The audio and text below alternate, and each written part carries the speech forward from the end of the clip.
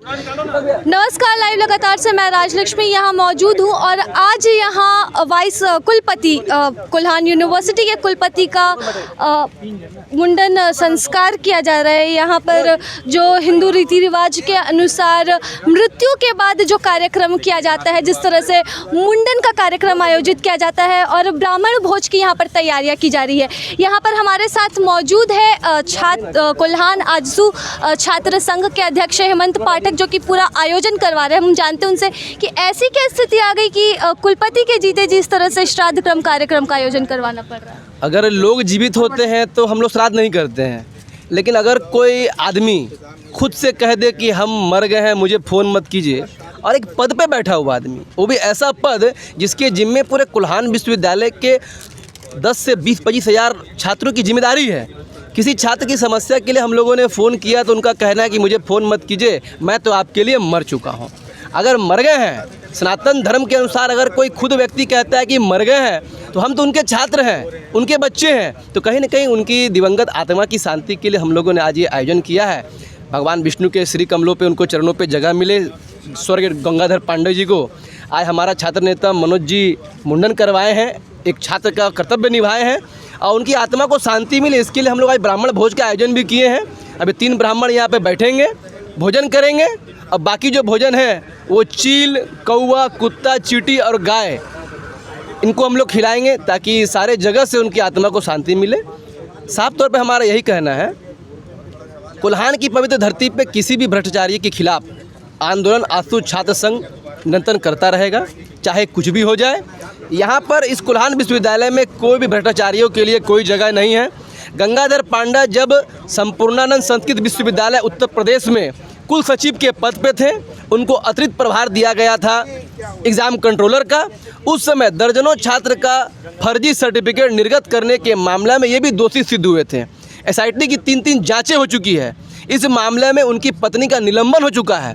इसके बावजूद ऐसे भ्रष्ट लोगों को कोल्हान विश्वविद्यालय के बड़े पद, कुलपति के पद पर बैठा देना, यह कहीं न कहीं जांच का विषय है। इस सारे मैटर को लेकर हम लोग बहुत जल्द गवर्नर महोदय से भी मिलने वाले हैं और बताने वाले हैं कि सर, कुलपति के द्वारा दिया गया सेल्फ डिक्लेरेशन वाला पत्र, क्या उसमें, इस पत्र में क्या उन्होंने अपने ऊपर चल रहे SIT जांच की बातों को रखा है?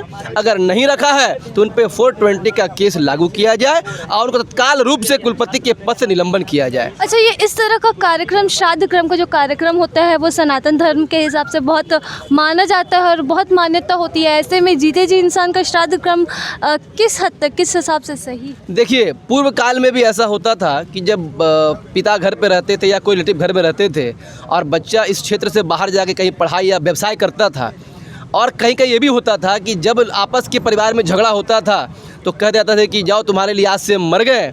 और वैसे अवस्था में भी मेरा श्राद्ध क्रम, मेरे मरने के बाद मेरा श्राद्ध क्रम कोई मेरा बेटा या मेरा बच्चा करेगा या नहीं करेगा, इस संकोच में, इस संशय में, ये नियम है प्राचीन शास्त्र को आप पढ़ेंगे तो यह नियम भी है कि जीते जी भी श्राद्ध कर्म हो सकता है, यह सोचते हुए कि भविष्य में मेरा परिवार का लोग मेरा पिंडदान श्राद्ध करेगा या ना करेगा, ये कहीं से गलत नहीं है। और जबकि मरने वाला व्यक्ति खुद कह रहा है कि मैं मर गया हूँ, तो फिर उनका श्राद्ध कर्म और उनकी आत्मा की शांति के लिए प्रयोजन करना, ये कहीं से गलत नहीं होगा।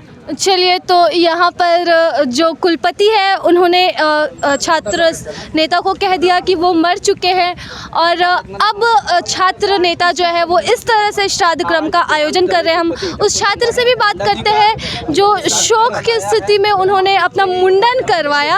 हम जानते हैं कि क्यों मुंडन करवाया अपना, क्योंकि शोक मनाते हुए कुलपति का आपने मुंडन करवाया। क्या यही कारण है कि कुलपति ने खुद से कह दिया था, डिक्लेयर कर दिया था कि वो मर चुके हैं? जी हाँ, खुद से कहा था, इसलिए हम लोगों ने उनके नाम पे ये टकला हुए हैं।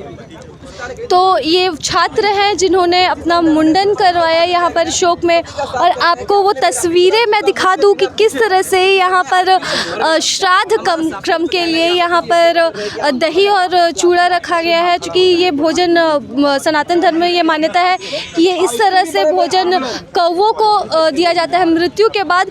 तो ये कह सकते हैं कि पूरी तरह से यहाँ पर श्राद्ध क्रम की तैयारियाँ चल रही है और आजसू छात्र संघ के द्वारा ये कार्यक्रम किया जा रहा है कोल्हान यूनिवर्सिटी के कुलपति का। दरअसल कुलपति को फ़ोन किया गया था और कुलपति ने छात्रों के लगातार आंदोलन से गुस्सा कर छात्रों को यह कह दिया था कि मैं तो आपके लिए मर चुका हूं, आप मुझे फ़ोन ना करें। जिसके बाद ये पूरे कार्यक्रम का आयोजन किया गया और इसमें छात्र शामिल हो रहे हैं। तो देखते हैं इसके बाद आजसू छात्र संघ का अगला कदम क्या होता है और इस पर कुलपति की क्या प्रतिक्रिया रहती है।